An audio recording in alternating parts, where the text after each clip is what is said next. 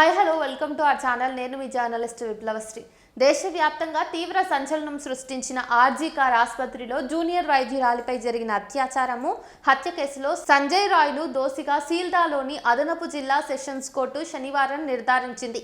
20వ తేదీన శిక్షను విధించనున్నట్టు న్యాయమూర్తి అనిర్బన్ దాస్ తెలిపారు. ఆ సమయంలో నిందితుడు బాధితురాలి తల్లిదండ్రులు కోర్టు రూమ్లోనే ఉన్నారు. సిబిఐ అందజేసిన సాక్ష్యాధారాల ఆధారంగా సంజయ్ రాయ్ను దోషిగా తేల్చినట్టు కోర్టు తెలిపింది. గతేడాది ఆగస్టు 9న ఆసుపత్రిలోకి ప్రవేశించిన నిందితుడు బాధితురాలిని హత్య చేసి ఆపై లైంగిక దాడికి పాల్పడ్డాడని న్యాయమూర్తి తెలిపారు.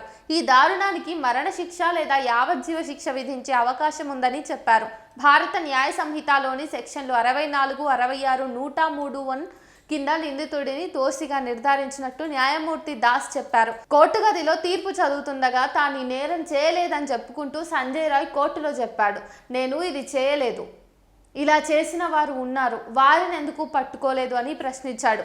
శిక్ష విధించే ముందు సోమవారం మాట్లాడేందుకు అవకాశం ఇస్తామని చెప్పి సంజయ్ రాయ్కు న్యాయమూర్తి చెప్పాడు. తీర్పు చెప్పిన వెంటనే బాధితురాలి తల్లిదండ్రులు కోర్టు గదిలోనే కన్నీటి పర్యంతమయ్యారు. మేము మీపై ఉంచిన విశ్వాసానికి తగ్గట్టుగా మీరు వ్యవహరించారు అని బాధితురాలి తండ్రి వ్యాఖ్యానించారు. తీర్పు వెలువడేందుకు ముందు కోర్టు వద్ద పోలీసులు గట్టి బందోబస్తు ఏర్పాటు చేశారు. అక్కడి ప్రజలు గుమిగూడేందుకు పోలీసులు అనుమతినివ్వనప్పటికీ సీల్దా కోర్టు కాంప్లెక్స్ వెలుపల పెద్ద సంఖ్యలో జనాలు మూగారు. కోర్టు తీర్పు కోసం వారు ఆతృతగా ఎదురు చూడటం కనిపించింది. ఈ నేరానికి సంజయ్ రాయ్ ఒక్కడే బాధ్యుడని తాము విశ్వసించడం లేదని అక్కడ గుమిగూడిన జనాల్లోని జూనియర్ డాక్టర్లు వ్యాఖ్యానించారు. తొలుత ఈ నేరాన్ని కప్పిపుచ్చడానికి పశ్చిమ బెంగాల్ పోలీసులు ప్రయత్నిస్తున్నారని బాధితురాలి తల్లిదండ్రులు ఆరోపించారు. దాంతో పశ్చిమ బెంగాల్ హైకోర్టు ఆదేశాల మేరకు ఈ కేసును కోల్కతా పోలీసులు సిబిఐకి బదిలీ చేశారు. పోలీసు వాలంటీర్ ప్రధాన నిందితుడైన సంజయ్ రాయ్ పేరును మాత్రమే ఛార్జిషీట్లో పేర్కొంటూ అక్టోబర్ 7న సిబిఐ ఛార్జిషీట్ దాఖలు చేసింది. సామూహిక అత్యాచారం అన్న అంశాన్నే ఆ ఛార్జిషీట్లో ప్రస్తావించలేదు. ఆగస్టు 9వ తేదీన ఆసుపత్రిలోని సెమినార్ రూమ్ నుండి బాధితురాలి మృతదేహాన్ని స్వాధీనం చేసుకున్నారు. సీసీటీవీ ఫుటేజ్ ప్రాతిపదికన 10వ తేదీన కోల్కతా పోలీసులు సంజయ్ రాయ్ను అరెస్ట్ చేశారు. తర్వాత కేసు సిబిఐకి బదిలీ అయింది. సాక్ష్యాధారాల కింద 11 వస్తువులను సిబిఐ తన ఛార్జిషీట్లో పేర్కొంది. వీటిని చూస్తుంటే ఈ నేరంలో సంజయ్ రాయ్ పాత్ర ఉందని నిర్ధారించబడుతోందని పేర్కొంది. సీసీటీవీ ఫుటేజ్ చూసినట్టయితే సంజయ్ రాయ్ సంఘటనా స్థలంలోకి వెళ్లటం కనిపిస్తుంది. ఆసుపత్రిలో రాత్రిపూట విధుల్లో ఉన్న జూనియర్ వైద్యురాలిపై ఇంతటి ఘాతుకానికి ఒడిగట్టడం దేశవ్యాప్తంగా పెను సంచలనం సృష్టించింది.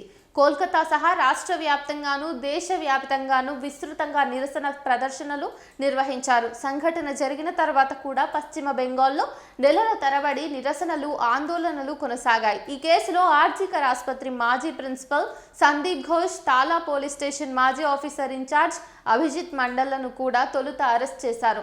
సాక్ష్యాధారాలను తారుమారు చేసేందుకు ప్రయత్నించారని, ఎఫ్ఐఆర్ నమోదు చేసుకోవడంలో జాప్యం చేశారని అభియోగాలు కూడా వారిపై నమోదు చేశారు. అరెస్ట్ అయిన 90 రోజుల్లో వారిపై అనుబంధ ఛార్జిషీట్ను నమోదు చేయకపోవడంతో ప్రత్యేక న్యాయస్థానంలో వారికి బెయిల్ లభించింది. దర్యాప్తు సగమే పూర్తయిందని బాధితురాలి తల్లి వ్యాఖ్యానించారు. ఈ నేరంలో పాలు పంచుకున్న వారిలో ఇంకా చాలా మంది స్వేచ్ఛగా తిరుగుతున్నారని బాధితురాలి తల్లిదండ్రులు ఆవేదన వ్యక్తం చేశారు.